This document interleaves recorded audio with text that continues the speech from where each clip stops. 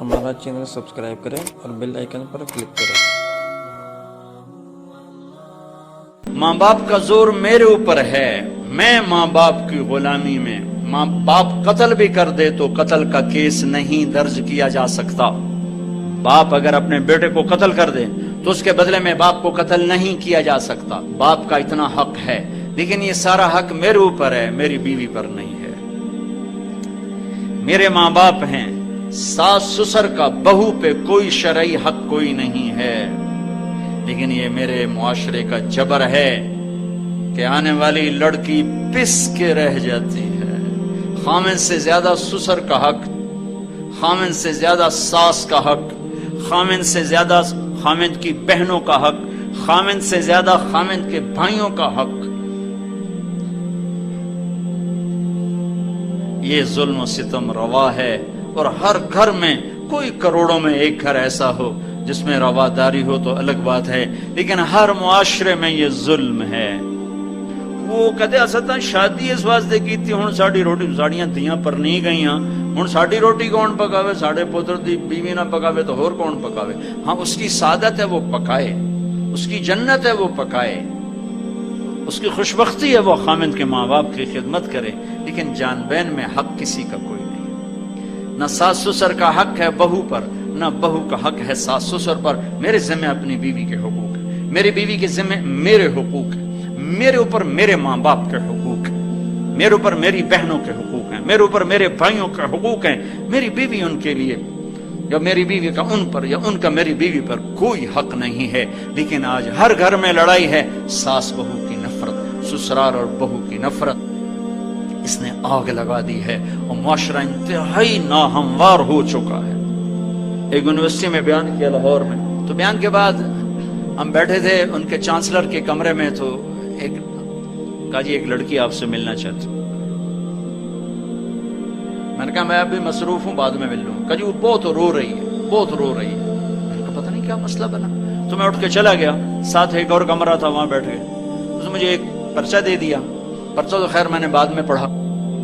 मुझसे कहने लगी कि मौलाना आप औरतों के हुकूक बहुत बयान करते हैं, लेकिन आपने कभी मुतल्लका औरत के बारे में तो कुछ नहीं कहा कि उस पे क्या जुल्म होता है और उस पे क्या बीत जाती है। मैंने कहा तुम तलाक याफ्ता हो? कहा जी मैं बिल्कुल जवान 22-23 साल की उम्र। कहा जी मैं तलाक याफ्ता हूं। क्यों तलाक हुई?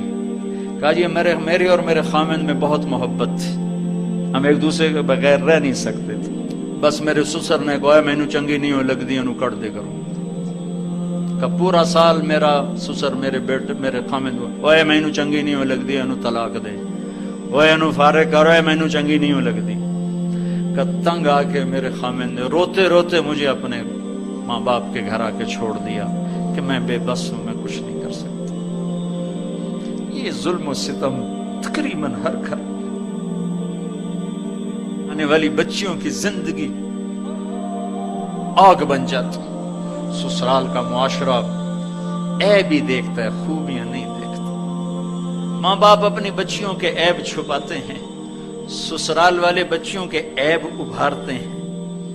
उन्हें अपनी बहू में 100 खूबियां नजर नहीं आती, एक ऐब नजर आता है। ये मेरे मुआशरे का दर्द है, मैं दुख से ये बयान कर रहा हूं।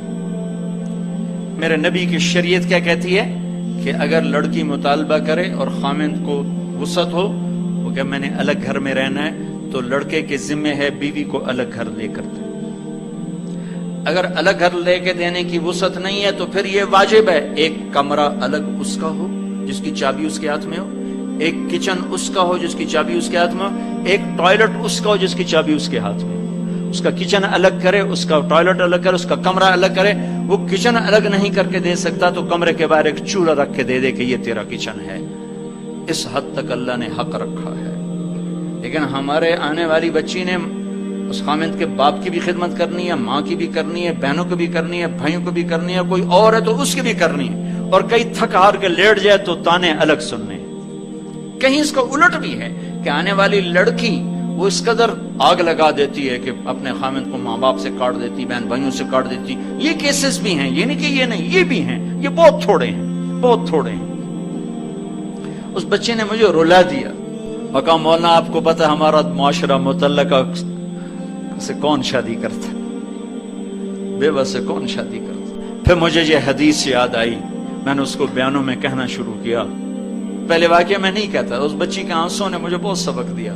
اللہ کے نبی نے فرمایا سب سے عظیم صدقہ بتاؤں، سب سے مہا صدقہ بتاؤں، سب سے بڑا صدقہ بتاؤں؟ میں نے کہا وہ کیا؟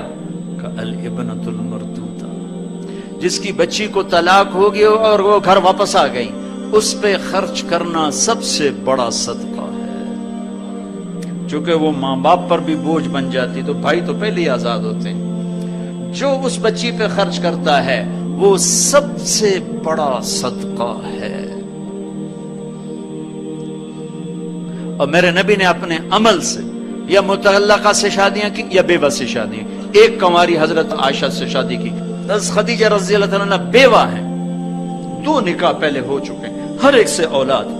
صرف حضرت عائشہ رضی اللہ تعالیٰ عنہ واحد ہستی ہیں کنواری جن سے آپ نے شادی فرمائی، باقی سب یا بیوہ یا مطلقہ، یا بیوہ یا مطلقہ.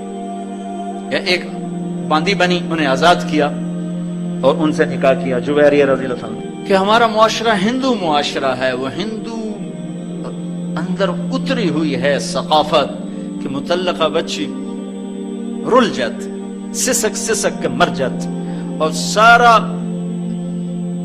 ملبہ اس بچی پہ ڈالا جاتا، سارا دکھ درد اس بچی پہ ڈالا جاتا. چھٹو جو چھٹو تا بیوہ ہے، چھٹو جو چھٹو تا طلاقی ہوئی ہے، تو طلاقی ہوئی. میرے نبی کی بیٹیوں کو طلاق ہوئی، رقیہ کو طلاق ہوئی، ام کلثوم کو طلاق ہوئی. طلاق ہونا کون سا عیب ہے؟ اور پھر آپ نے حضرت عثمان رضی اللہ عنہ کے نکاح میں باری باری دونوں کو دیا. پہلے حضرت رقیہ کو دیا، پھر ام کلثوم کو دیا. جب ان کا بھی انتقال ہوا تو کہا اگر میری 100 بیٹیاں ہوتی اور ویسے مرتی تو میں ایک ایک کر کے سب عثمان کے نکاح میں دیتا.